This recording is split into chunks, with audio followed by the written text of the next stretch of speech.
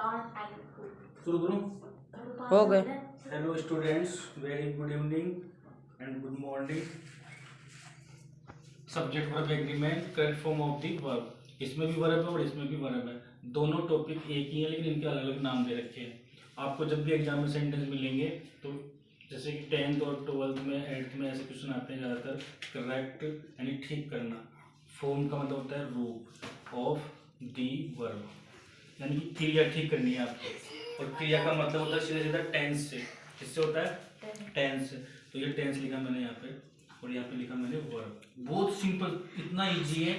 बस अपन क्या है उसको समझने में थोड़ा हैवी लेते हैं, हार्ड लेते हैं। तो हार्ड का मतलब होता है कठिन। इजी लोगे तो ये आपकी जीजी बन सकती है और हार्ड लोगे तो ये आपके हार्ड निकाल सकती है। इसलिए इंग्लिश को अगर आपको समझना है तो इसको ईजी लो।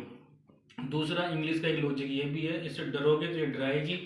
तीसरा इसका लॉजिक ये भी कि इंग्लिश एक बार समझने के बाद में फिर समझ में आ जाती है और फिर इसकी एक लत पड़ जाती है, हैबिट। या तो समझ में आती नहीं है और समझ में आ जाती है तो फिर ये जाती भी नहीं है, क्योंकि इसका एक पैशन स्टाइल होती है, रुचि हो जाती है कि मुझे इंग्लिश बोलनी है, पढ़नी है, स्टाइल से बोलनी। What are you doing? I am reading this book. अब इस पे आओ आप। Subject verb agreement.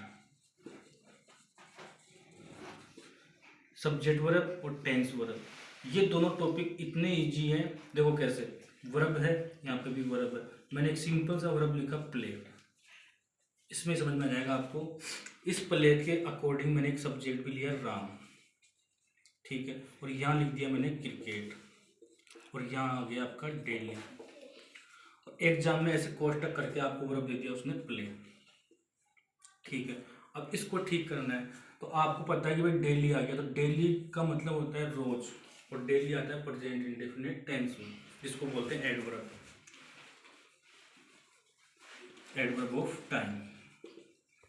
तो ये एडवर्ब ऑफ टाइम हर टेंस के होते हैं, प्रेजेंट के, कंटिन्यूस के, परफेक्ट के, पास्ट सिंपल के, पास्ट परफेक्ट के, सबके। अब आती है बात सब्जेक्ट और वर्ब की। तो ये सब्जेक्ट और ये वर्ब है, इन दोनों में एग्रीमेंट होता है, एक समझौता होता है कि जैसा करता वैसी क्रिया।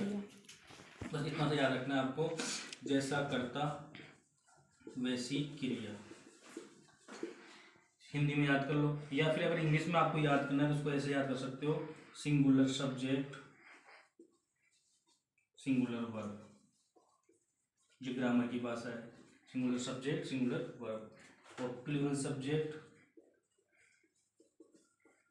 तो प्लूरल ही वर्ब होगा उसके लिए। ये तो इंग्लिश के स्टेप हो गए, ये शॉर्ट में हिंदी हो गया जैसा करता वैसी क्रिया। तो अब बताओ, समझने के हिसाब से मैंने आपको कई बार बताया कि कम के साथ ज़्यादा लगाना है। पहले टेंस में उल्टा होता है, ज़्यादा के साथ कम। बस ये टेंस के दो ही नियम है, इसलिए कह रहा हूँ कि शॉर्ट में इंग्लिश समझ में आ जाएगी। अगर आपने इंग्लिश बिल्कुल नहीं आती है तो, जिस भाई साहब को बिल्कुल भी इंग्लिश का ज्ञान नहीं है, सेंटेंस नहीं बनते, बोल नहीं सकता या समझ नहीं सकता, उसको बस ये समझना है कम ज़्यादा ज़्यादा कम, बस डेट्स ऑल। यही इंग्लिश। दूसरा नियम बस एक ही है इसका, सीधा वाला, कम के साथ कम, ज़्यादा के साथ ज़्यादा। कम के साथ कम, ज़्यादा के साथ ज़्यादा, और कम के साथ ज़्यादा, ज़्यादा के साथ कम। तो ये दो नियम कैसे याद रखने हैं कि भाई पहले टेंस जो होता है प्रेजेंट सिंपल इंडेफिनिट, उसमें ये वाला आएगा। बाकी सब टेंसों में कम के साथ कम, ज़्यादा के साथ ज़्यादा। इसके लिए एक उदाहरण देता हूँ मैं आपको, एग्जाम्पल बहुत ईजी सा। एंड पूरा टेंस अभी समझ में आ जाएगा, पूरा लॉजिक। और एक ये वाज और वर, एक लिखा मैंने हैज और हैव। इन दोनों नियमों को लगाओ, दो कैसे लगेंगे। अभी हैज है, ये हैव है, तो ये टेंस हो गया प्रेजेंट परफेक्ट। कौन सा हो गया? Present perfect. अब उसमें मैंने क्या कहा था कि पहले टेंस में उल्टा, बाकी सब में सीधा। तो परफेक्ट नंबर 3 पे आता है। कितने पे आता है? 3 पे। तो सीधा लगेगा उसमें, कम के साथ कम, ज़्यादा के साथ ज़्यादा। तो हैज किस में जाएगा? कम में। हैव किस में जाएगा? ज़्यादा में। इसमें भी ऐसे आ जाओ, इज आर एम, तो कम वाला ये कम हो गया और ये ज़्यादा वाला ज़्यादा। एम की शादी आई के साथ, मतलब ये तो फिक्स है कि आई के साथ एम आता है। अब बच गए इज और आर, इसमें से कम है इज में, ज़्यादा है आर में, तो ये कम और ये ज़्यादा। अब आ जाओ वाज वर पे। वाज वर कौन सा टेंस है? Past continuous. पास्ट कंटिन्यूस हो गया, ये कम हो गया और ये वाला ज़्यादा। अब बाकी सारी हेल्पिंग वर्ब्स में वैसे ही करना है। तो इसमें ध्यान रखना है, पहले में उल्टा, कम के साथ ज़्यादा।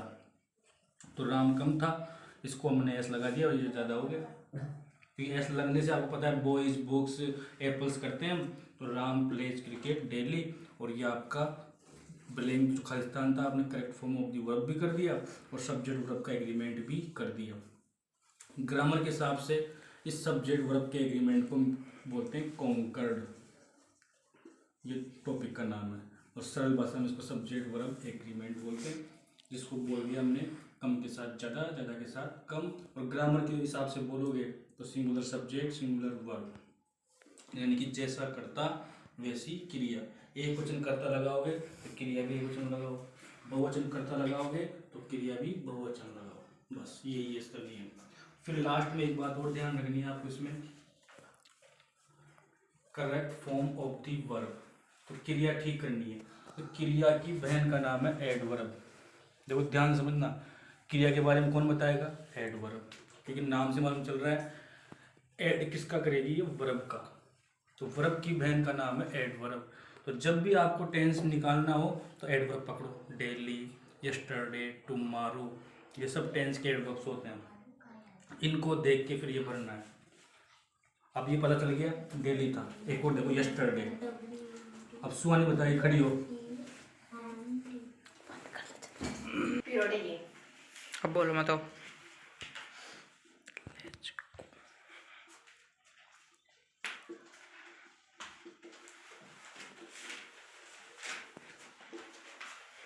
ये एक एग्जाम्पल देखो, Ram blank play cricket yesterday.